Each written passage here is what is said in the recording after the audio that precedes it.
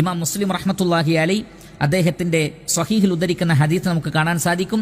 നബി സല്ലല്ലാഹു അലൈഹി വസല്ലം പറയുകയാണ്, സിയാമു യൗമി അറഫ, യൗമു അറഫയുടെ ദിവസത്തിലെ നോമ്പ്, അഹ്തസിബു അലല്ലാഹ് അൻ യുകഫിറ അസ്സനതല്ലതി ഖബ്ലഹു വസ്സനതല്ലതി ബഅദഹു. 2 വർഷത്തിലെ അഥവാ തൊട്ടു മുമ്പുള്ള വർഷത്തിലെയും അതിനുശേഷം വരുന്ന വർഷത്തിലെയും പാപങ്ങൾ യൗമു അറഫയുടെ നോമ്പിലൂടെ പൊറുക്കപ്പെടുമെന്ന് ഞാൻ വിചാരിക്കുന്നു. അപ്പോൾ അറഫയുടെ ദിവസം ദുൽഹജ്ജ് 9 നോമ്പ് നോറ്റാൽ അതിലൂടെ ലഭിക്കുന്ന ശ്രേഷ്ഠത എന്താണ്? 2 വർഷത്തിലെ പാപങ്ങളാണ് മായ്ക്കപ്പെടുന്നത്. അത് വലിയ പാപമല്ല, മറിച്ച് ചെറിയ പാപങ്ങൾ. എന്താണ് അങ്ങനെ പറയാനുള്ള കാരണം? വലിയ പാപങ്ങളൊക്കെ ആളുകൾ ചെയ്യുക എന്നുള്ളത് അപൂർവമായി സംഭവിക്കുന്ന കാര്യമാണ് വിശ്വാസികളെ സംബന്ധിച്ചിടത്തോളം. എന്നാൽ ചെറിയ പാപങ്ങളൊക്കെ എല്ലാവരിൽ നിന്നും നിരന്തരമായി സംഭവിക്കുന്ന കാര്യമാണ്. പക്ഷേ അതെല്ലാം മായ്ക്കപ്പെടുന്നതാകുന്നു.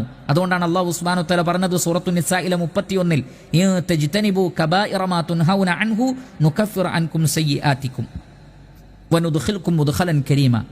അള്ളാഹു നിഷിദ്ധമാക്കിയ വലിയ പാപങ്ങൾ നിങ്ങൾ ഉപേക്ഷിച്ചാൽ നിങ്ങളിൽ നിന്ന് സംഭവിച്ചു പോകുന്ന ചെറിയ ചെറിയ പാപങ്ങളൊക്കെ അള്ളാഹു നിങ്ങൾക്ക് പുറത്തു തരുന്നതാകുന്നു. എന്നാൽ വലിയ പാപങ്ങൾ സംഭവിച്ചാൽ അതിന് തൗബ നിർബന്ധമാണ്.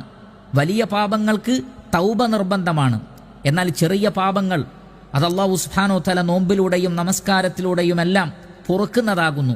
അപ്രകാരം 2 വർഷത്തിലുള്ള മുഴുവൻ ചെറിയ പാപങ്ങളും പൊറുക്കപ്പെടും. 2 വർഷം എന്ന് പറയുമ്പോൾ നമ്മളതിനെ നിസ്സാരമായി കരുതരുത്.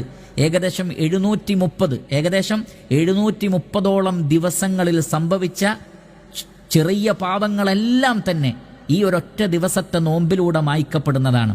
അതുകൊണ്ട് തന്നെ യൗമു അറഫയുടെ ദിവസം, ആ ദിവസത്തിലെ നോമ്പിനെ നമ്മൾ നിസ്സാരമായി കരുതരുത്. അതിൻ്റെ പ്രാധാന്യം മനസ്സിലാക്കിക്കൊണ്ട് ആ ദിവസം നോമ്പനുഷ്ഠിക്കേണ്ടതാണ്.